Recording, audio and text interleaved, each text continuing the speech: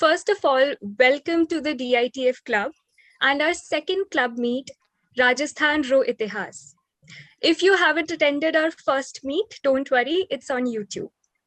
The sponsor for today's session is CA Kritika Birla, basically from Pali, currently based in Mumbai, founder partner of KK Birla and Company. The CA firm is actively engaged in fund syndication, tax assessments, GST, and accounting. So let's start with today's session. Remember, this is a discussion session and everyone is allowed to come forward. If you want to speak, tell us, we'll unmute you, and then you can express your opinions or views about the topic. And you can send in the suggestions, questions in the chat box also, or if you want, you can unmute and speak.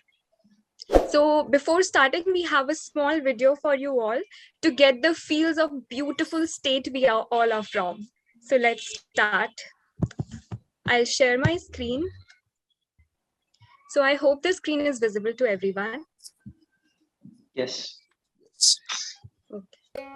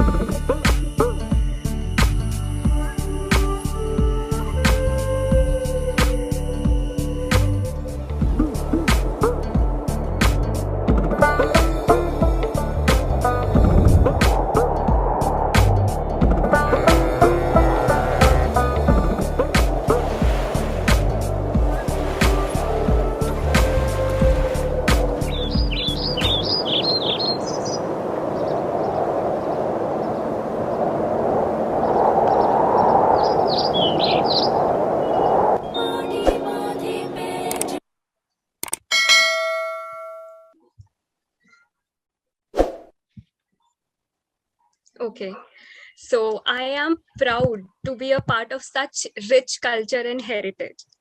Area-wise, Rajasthan Bharat का सबसे बड़ा राज्य है.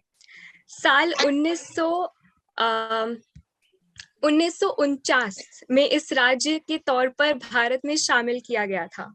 राजस्थान को राजाओं की भूमि या रजवाड़ों की धरती भी कहा जाता है.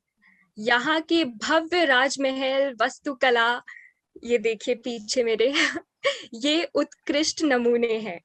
राजस्थान हमेशा से पर्यटकों को अपनी तरफ आकर्षित करता रहा है. राजस्थान का इतिहास करीबन 5000 साल पुराना है. So we will learn all about it and more from our expert today. I would like to call Ms. Ankita Kudal, a CA finalist from Udaipur, to take over. Thank you. Thank you so much, Arya. Am I audible? Yes. आप सभी को प्रणाम और नमस्ते. मेरा नाम अंकिता है. मैं CA फाइनलिस्ट हूँ. वैसे तो मैं टैक्स, कॉस्ट, अकाउंट्स, ऑडिट ये सब पढ़ती हूँ, लेकिन कविताएं लिखना, कहानियां पढ़ना, कहानियां सुनाना, हिस्ट्री के बारे में जानना, बड़े बड़े जो लोग हैं उनके बारे में पढ़ना, उनके बारे में जानना, ये सब मेरी हॉबी है. मुझे अच्छा लगता है उन सब के बारे में पढ़ना. तो ये मेरी हॉबी है. तो मैंने अभी चलना शुरू किया है, पूरा सफर बाकी है. तो अगर मैं आपके किसी क्वेश्चन का जवाब नहीं दे पाऊं तो प्लीज मुझे माफ कीजिएगा, लेकिन मैं पूरी कोशिश करूंगी आप लोगों को बताने की। सबसे पहली बात, राजस्थान का इतिहास। राजस्थान का इतिहास ऐसे तो बहुत वास्ट है, यहाँ अलग अलग राजवंश हुए हैं। जैसे सबसे पहला जैसे अजमेर राजवंश है जो चौहानों से रिलेटेड है। उसके बाद यहाँ पर हुआ गुहिल वंश जो मेवाड़ से रिलेटेड है। उसके बाद यहाँ पे राठौड़ों का वंश जो जोधपुर से रिलेटेड है। कछवाहा वंश जो जयपुर से रिलेटेड है। भाटी वंश जो जैसलमेर से रिलेटेड है। अब सबसे पहले हम बात करते हैं चौहानों के वंश से जो अजमेर से रिलेटेड है। 551 ईस्वी में जब अजमेर जब शहरों के नाम नहीं हुआ करते थे, हम किसी भी वंश से जानते थे, या दुर्ग के रूप में जब शहर बसाए जाते थे तो उससे हम जानते थे। जब अजमेर बसा भी नहीं था 551 ईस्वी में, वासुदेव चौहान ने सांभर वंश की स्थापना की। सांभर वंश जो सांभर जो जयपुर के पास है, वहां की खारे पानी की झील पूरे भारत में फेमस है, जहाँ पे बहुत ज्यादा मात्रा में नमक निकलता है। तो वहां पे सांभर वंश की स्थापना की गई और वहां पर ही सांभर झील खुदवाई गई थी उन्होंने की। और वहां पे अहिछत्रपुर, जिसे आज हम नागौर के नाम से जानते हैं, अहिछत्रपुर को उन्होंने अपनी राजधानी बनाया। उसके बाद लेटर ऑन उनके बहुत सारे वंश हुए। उसके बाद 11वीं शताब्दी में आए अजय राज। अजय राज ने अहिछत्रपुर के बाद अजमेर को नई राजधानी बनाया और उनका नाम क्योंकि अजय राज था तो अजय मेरू नाम से उन्होंने अजमेर को बसाया। उन्होंने ही सोने के सिक्के चलाए। उन्होंने गढ़वीठली दुर्ग जो आज की तारीख में तारागढ़ कहा जाता है, मेवाड़ के राणा हुए थे पृथ्वीराज सिसोदिया, उन्होंने अपनी वाइफ के नाम पर, उनका नाम तारा था तो तारागढ़ नाम रखा। तो वो जो गढ़वीठली दुर्ग था वो आज अजमेर में तारागढ़ के नाम से जाना जाता है। तो उन्होंने, और अजय राज जी पहले थे जिन्होंने सोने के सिक्के चलवाए थे वहां पे अजमेर में, तो अजय राज जी हुए थे। अजय राज जी के बाद उनके पुत्र हुए आना जी, जिन्हें कहते हैं अर्णोराज। अर्णोराज जी ने बनाई आना सागर झील, जो बहुत सुंदर झील है अजमेर की। आप कभी देखिएगा अजमेर आना हो तो आना सागर बहुत ही सुंदर झील है। तो आना सागर झील बनाने के पीछे भी एक कहानी है। जो विदेशी लोग थे जिन्हें तुर्की कहा जाता था, उन्होंने आक्रमण किया था अजमेर पर, किया था तो उसमें आना जी जीत गए थे। लेकिन वहां पे इतनी लाशें हो गई थी कि उनकी गंध जो थी वो अजमेर शहर तक आने लग गई थी। तो जो मैंने आपको बताया गढ़वीठली दुर्ग और नाग पहाड़ी, एक पहाड़ी थी, उस नाग पहाड़ी में से एक नदी निकलती थी। उसके पानी को मोड़कर आना सागर झील का निर्माण कराया गया था। इस कारण से उस झील का नाम आना सागर झील रहा, ताकि वो लाशों का जो भी है वो सारा धुल जाए उस पानी में। तो इस ऐसे अर्णोराज जी हुए। अर्णोराज जी के बाद आए विग्रहराज जी। विग्रहराज चतुर्थ आए थे। तो विग्रहराज जी का उन्होंने एक संस्कृत पाठशाला बनवाई थी। संस्कृत पाठशाला बनवाई थी जिसे कुतुबुद्दीन ऐबक ने तुड़वा दिया था, और तुड़वा के उन्होंने बनाया था 2.5 दिन का झोपड़ा। वो भी आज भी अजमेर की सबसे फेमस जगह है। 2.5 दिन का झोपड़ा, आना सागर झील, ये सब अजमेर की सबसे फेमस जगह है। तो उन्होंने एक मस्जिद बनवा दी उस संस्कृत की पाठशाला को तुड़वा कर, जिसे 2.5 दिन का झोपड़ा कहते हैं। और ये हमें कैसे पता चला कि उसमें क्या है, सीढ़ियां बनी हुई है 2.5 दिन के झोपड़े पर, उसमें संस्कृत में कुछ लिखा हुआ है। तो उस चीज के साक्ष्य हमको वहां से मिले, उसमें संस्कृत भाषा में लिखा हुआ है, तो उसके साक्ष्य हमको मिले। तो हमको पता चला कि यहाँ पे पहले संस्कृत पाठशाला हुआ करती थी। कुतुबुद्दीन ऐबक से रिलेटेड एक और बात है, भारत की पहली मस्जिद जो दिल्ली में बनाई गई थी वो भी कुतुबुद्दीन ऐबक ने ही बनवाई थी। इंडिया की फर्स्ट मस्जिद दिल्ली में बनाई गई थी, वो कुतुबुद्दीन ऐबक ने बनाई थी। उसके बाद और राजा महाराजा आए। फिर आए हमारे पृथ्वीराज चौहान, जिनके पिता का नाम था सोमेश्वर चौहान और माँ का नाम था कर्पूरी देवी। पृथ्वीराज जी सिर्फ 11 साल की उम्र में ही पृथ्वीराज चौहान शासक बन गए थे। 11 साल की उम्र बहुत छोटी एज होती है। और सबसे पहले कोई भी राजा महाराजा शासक बनता था तो सबसे पहले उनके रिश्तेदार देखते थे कि इसको कैसे गद्दी से हटाया जाए और हम उस गद्दी पर बैठे। तो पृथ्वीराज चौहान के चचेरे भाई थे नागार्जुन। नागार्जुन ने क्या किया कि सबसे पहले पृथ्वीराज चौहान पर आक्रमण किया। मात्र 11-12 साल की उम्र रही होगी पृथ्वीराज चौहान की। उन्होंने आक्रमण किया, उनको हराया। ऊपर की साइड जो जहाँ श्री गंगानगर हनुमानगढ़ पड़ता है, वहां पे भंडानक जाति के लोग थे, वो आने लग गए, उन्हें हराया। मतलब हर तरह से उनके ऊपर युद्ध आक्रमण होते रहे। और पृथ्वीराज चौहान इतने महान योद्धा थे कि हर युद्ध में वो जीतते गए। लेकिन कन्नौज के जो शासक थे जयचंद, वो पृथ्वीराज चौहान को पसंद नहीं करते थे, उन्हें पृथ्वीराज चौहान बिल्कुल पसंद नहीं थे। लेकिन उनकी जो बेटी थी संयोगिता, संयोगिता को पृथ्वीराज चौहान बहुत पसंद थे। तो पसंद थे तो उनको इतने नापसंद थे पृथ्वीराज चौहान, तो उन्होंने क्या किया कि बेटी का जब स्वयंवर कराया तब सारे राजा महाराजाओं को बुलाया और पृथ्वीराज चौहान को नहीं बुलाया। तो पृथ्वीराज चौहान इस चीज से, मतलब पृथ्वीराज चौहान को नहीं बुलाया, लेकिन संयोगिता थी वो पृथ्वीराज चौहान को ही पसंद करती थी। तो उन्होंने क्या किया जयचंद ने कि पृथ्वीराज चौहान की इंसल्ट करने के लिए उनकी जो मूर्ति होती है, उनको मूर्ति को उन्होंने बाहर की साइड रखवा दिया हाथ जोड़ते हुए, मतलब ऐसे दरबारी के रूप में उनकी मूर्ति बनवा दी और उनको हाथ जोड़ने के रूप में उन्होंने वहां पे रखवा दिया। तो वो मतलब संयोगिता थी, संयोगिता ने जो वरमाला होती है वो उन्होंने उस मूर्ति में ही, गले में ही पहना दी थी। तो इस चीज से पृथ्वीराज चौहान आए, उसी दिन आए थे स्वयंवर के दिन। पृथ्वीराज चौहान फिर संयोगिता का हरण करके ले गए। तो जो बाकी के जो राजा महाराजा बचे थे उन्होंने फिर उनकी बहुत इंसल्ट की कि फिर हमें यहाँ पे क्यों बुलाया जब आपकी बेटी नहीं पसंद करती है ऐसा। तो इस चीज से बहुत गुस्सा आया उनको, तो उन्होंने मोहम्मद गौरी को बुला लिया था गजनी से। गजनी जो अफगानिस्तान में पड़ता है, उन्होंने मोहम्मद गौरी को बुलाया। मोहम्मद गौरी ने पहले भी भारत पर आक्रमण किया था गुजरात में मूलराज के ऊपर। जब उन्होंने नहीं बुलाया था मोहम्मद गौरी को, गजनी से नहीं बुलाया था, उससे पहले भी मोहम्मद गौरी ने आक्रमण किया था मूलराज पर गुजरात में, लेकिन वो तब उनको हरा दिया गया था और वो वापस चले गए थे। मतलब फिर उनको कोई भारत से नहीं था कि मैं ऐसा कुछ करूंगा। लेकिन वापस जब बुलाया गया जयचंद ने, तब वो आए और उसके बाद युद्ध स्टार्ट हुआ। फिर युद्ध, ऐसा कहा जाता है पृथ्वीराज चौहान ने कई बार मोहम्मद गौरी को हराया और कई बार पृथ्वीराज चौहान ने उनको वापस माफ करके भी जाने दिया। तराइन का पहला युद्ध था 11वीं शताब्दी में।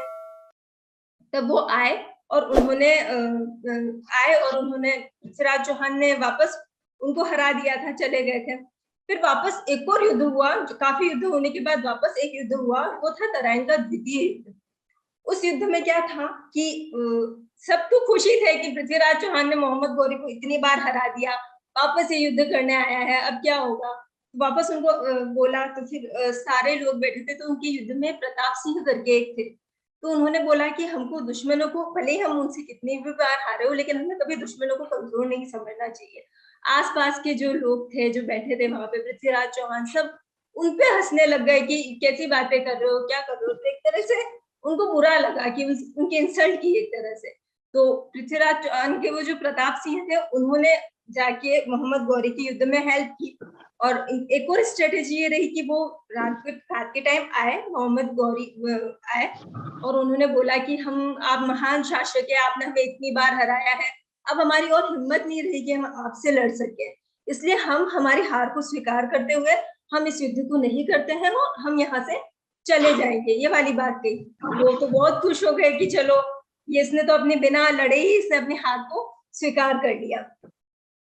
तो उन्होंने क्या किया, पृथ्वीराज चौहान, मोहम्मद गौरी के पास कुछ भेड़े थी, भेड़ों में मशाले लगाकर उन्होंने रवाना कर दिया उनको। तो पृथ्वीराज चौहान की सेना को ऐसा लगा कि ये जो मशाले हैं, मतलब मशाले हैं और भेड़े जा रही है, मतलब सेना रवाना हो चुकी है।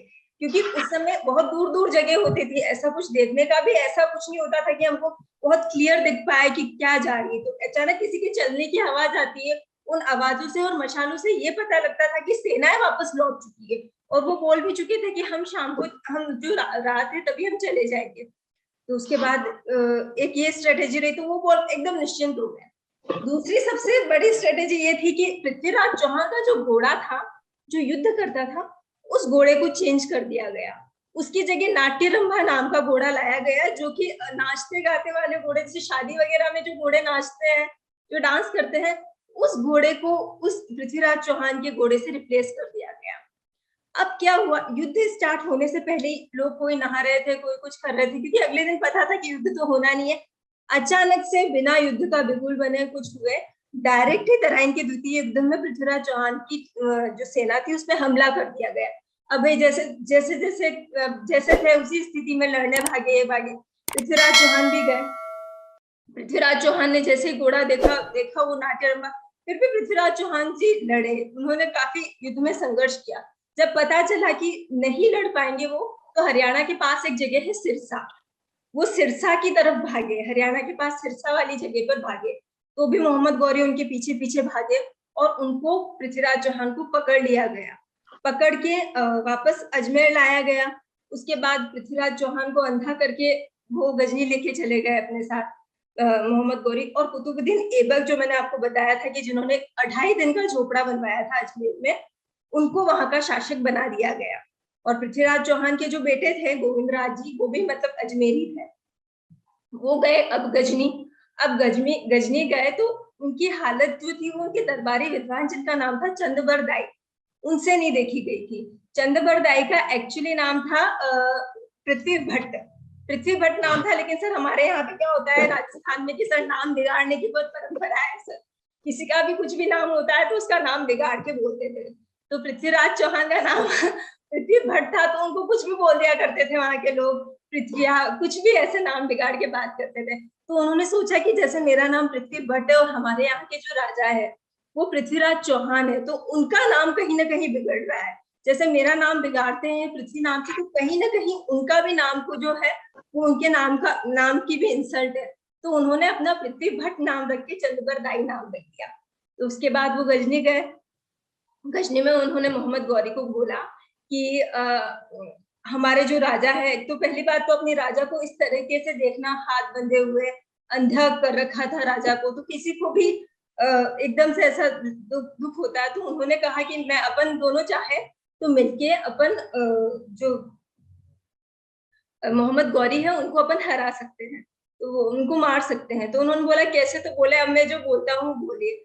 तो फिर पृथ्वीराज चौहान की शब्द वेदी बाण विद्या जो थी वो बहुत निपुण थी। शब्द वेदी बाण विद्या का मतलब पृथ्वीराज चौहान ने ऐसी शिक्षा भी ले रखी थी जिसमें वो बिना देखे अपने हाथों से निशाना लगा सकते थे। तो उन्होंने बोला ठीक है। तो वो गए गजनी मोहम्मद गौरी के पास गए और मोहम्मद गौरी को कहा कि जो हमारे राजा है वो शब्द वेदी बाण विद्या में बहुत निपुण है, मतलब हमारे राजा बिना देखे भी निशाना लगा सकते हैं। तो उन्होंने बोला ठीक है हम देखेंगे ये वाली कुशलता, लेकिन अगर ऐसा नहीं हुआ तो तुम राजा को और तुमको मृत्यु के घाट उतार दिया जाएगा। तो उन्होंने बोला ठीक है। पूरा सब जम गया एकदम, चारों तरफ लोग देखने बैठ गए। मोहम्मद गौरी बैठ गया ऊपर सिंहासन में, ऊंचा बैठ गया। पृथ्वीराज चौहान को बुलाया गया। तो मोहम्मद गौरी ने बोला बताओ हमें तुम्हारी कला बताओ, क्या क्या बता सकते हो तुम। तो फिर चंदबर दाई ने पृथ्वीराज चौहान को कहा 4 बास 24 गज अंगुल अष्ट प्रमाण, ता ऊपर बैठो सुल्तान मत चूके चौहान। उन्होंने बता दी मोहम्मद गौरी की डिस्टेंस की 24 गज की दूरी और मतलब पूरी एग्जैक्ट उनको लोकेशन बता दी कि इस जगह मोहम्मद गौरी बैठा हुआ है और चौहान अपना निशाना बिल्कुल मत चूकना। तो उन्होंने पृथ्वीराज चौहान को पता चल गया कि मोहम्मद गौरी कहाँ बैठा हुआ है और उन्होंने एक तीर चलाया और मोहम्मद गौरी खत्म हो गए। लेकिन उनको ये पता था कि अब ये जो लोग हैं, यहाँ के जो लोग हैं, अब हम दोनों को नहीं छोड़ेंगे, अब हम दोनों को ये लोग मार देंगे। तो इस कारण से चंदबर दाई ने पृथ्वीराज चौहान को और पृथ्वीराज चौहान ने चंदबर दाई को एक दूसरे को मार दिया और वो दुश्मनों के हाथों नहीं मरे। तो सर ये बहुत अच्छी कहानी है और बहुत ही प्रेरणादायक कहानी है। इस कहानी से हम बहुत सारी शिक्षा ले सकते हैं। इस कहानी से हम ये सीख सकते हैं कि हमें कभी दुश्मनों को कमजोर नहीं समझना चाहिए। इस कहानी से हम ये सीख सकते हैं कि कभी भी अपने इंटरनल इश्यूज जो है वो दुश्मनों के पास नहीं जाने चाहिए, क्योंकि उसका फायदा वो तीसरा ही उठाएगा, वो दुश्मन ही उठाएगा। इससे हम ये सीख सकते हैं कि एक दोस्ती कितनी अच्छी चीज है कि वो अपने दोस्त के लिए, अपने राजा के लिए वहां पे गए, इतना उन्होंने किया और उनके बाद भी वो दुश्मनों के हाथों नहीं आए। तो काफी अच्छी अच्छी स्टोरी है जो हम इस पृथ्वीराज चौहान की कहानी से सीख सकते हैं।